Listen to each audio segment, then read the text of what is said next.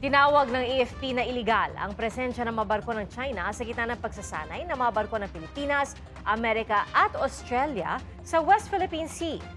Saksi si JP Soriano.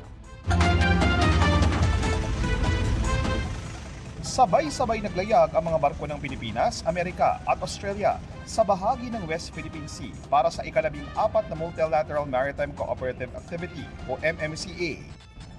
Kalahok ang BRP Diego Sila, ang pinakabagong guided missile frigate ship ng Philippine Navy.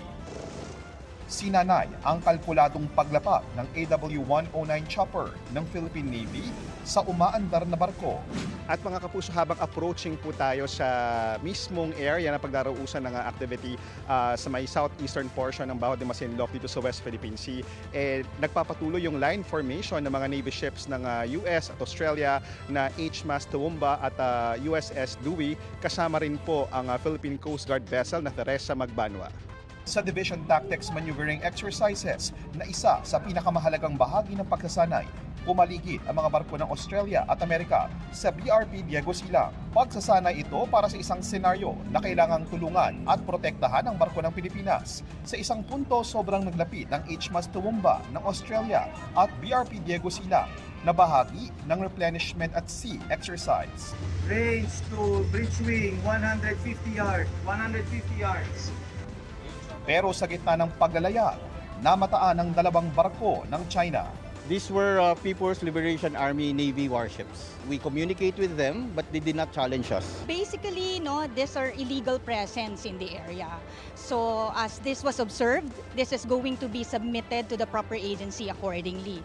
Wala pang tugon ng Chinese Embassy sa pahayag ng AFP, pero dati nang umalma ang China sa ganitong uri ng aktibidad sa West Philippine Sea, kasama ang ibang bansa na nakakadagdag umano sa tensyon sa rehiyon. Sa mga nakaraang linggo, naging mainit ang palitan ng pahayag ng Chinese Embassy at ilang opisyal ng Pilipinas. Sa isang pahayag noong Biyernes, pumalag si Chinese Embassy spokesperson Chi Lingpeng sa mga pahayag ni Senate President Tito Soto. At sa pahayag ng ilang senador na i-recall o pauwiin sa China si Chinese Ambassador Qin Chuan, dagdag ni Chi, anumang malubhang pinsala sa diplomatic relations pwedeng mauwi sa pagkawala ng anilay milyon-milyong trabaho. Handa raw ba ang mga senador na bayaran ang mga mawawala ng trabaho? Naghayag ng pagkabahala ang DFA sa pahayag na ito ng embahada. Tila ipinaparating daw nito na pwedeng gumanti ang China sa pamamagitan ng pagbawi ng kooperasyon sa ekonomiya at iba pa. Hinikayat ng DFA ang Chinese Embassy na maging responsable sa mga pahayag nito. Sagot naman ng Chinese Embassy, naniniwala ang China sa pagresolba ng sigalot sa Pilipinas sa pamamagitan ng dialogo, pero tutol din daw sila sa mga mapanirang pahayag at mga pahayag na nabuudyok ng pagkamuhi laban sa China. Hinikayat nila ang DFA na tumulong sa pagrenda sa mga pahayag ng mga partikular na individual sa Pilipinas. Nauna ng binatikos ng Chinese Embassy si PCG spokesman for the West Philippine Sea Commodore J. Tariela dahil sa paggamit ito ng caricature ni Chinese President Xi Jinping sa isang presentation. Bagay na sa tingin ng China ay pambabatikos sa kanilang leader. That means probably I'm effective, right? Because they are zeroing on me being silenced, I guess. Tingin ni Tariela, isa sa ikinakatakot ng China ang pagdami ng mga civilian-led initiative para patuloy na pag-usapan ng issue ng West Philippine Sea. Kabilang diyan ang ginagawa ng Atin Ito Coalition sa susunod nilang civilian mission sa Kalayaan, Palawan.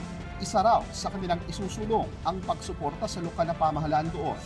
Pinarangalan din ng Atin Ito Coalition at ng Grupong Akbayan ang tinaguriang Kalayaan 16, ang 16 na opisyal ng munisipalidad na pinagbawalang tumungtong sa China matapos ideklarang persona non grata sa Kalayaan ang Chinese Ambassador. Ito pong pagtindig ng ating pong mga kababayan mula po sa Kalayaan, munisipyo ng Kalayaan ay pagpapakita na bilang mga ordinaryong mamamayan, mayroon tayong kapangyarihan to stand up to bullies. Ang parangal po na ito, higit po sa 16, sa 16, ay parangal po para po sa ating pong bayan, sa ating pong mga magigiting na mamamayan. Para sa GMA Integrated News, JP Soriano ang inyong saksi. Mga kapuso, maging una sa saksi. Mag-subscribe sa GMA Integrated News sa YouTube para sa iba't ibang balita.